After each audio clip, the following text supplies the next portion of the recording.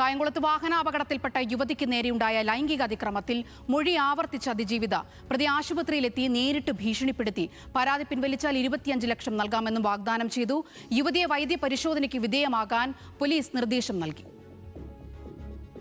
കേരള മനസാക്ഷിക്ക് കളങ്കമേർപ്പെടുത്തിയ ഒന്നായിരുന്നു കായംകുളത്ത് സംഭവിച്ചത്. പരിശോധിച്ച ഡോക്ടറോട് കാര്യങ്ങൾ വിശദീകരിച്ചപ്പോൾ പ്രതിപ്പട്ടികയിൽ വ്യാപാരി വ്യവസായ ഏകോപന സമിതി യൂണിറ്റ് പ്രസിഡന്റ് സുനിൽ സവാദും ചെയ്ത കുറ്റകൃത്യത്തിനേക്കാൾ ഹീനമാണ് പിന്നീട് ഇയാൾ നടത്തിയതും. ചികിത്സയിൽ തുടരുന്ന യുവതിയോട് ആശുപത്രിയിൽ നേരിട്ടെത്തി ഭീഷണി മുഴക്കുന്നു. കേസ് പിൻവലിക്കാൻ 25 ലക്ഷം രൂപ പണവും വാഗ്ദാനം ചെയ്തു. ചികിത്സയ്ക്കായി കൊല്ലത്തെ ആശുപത്രിയിലേക്ക് മാറാനും ഭീഷണിയുണ്ടായി.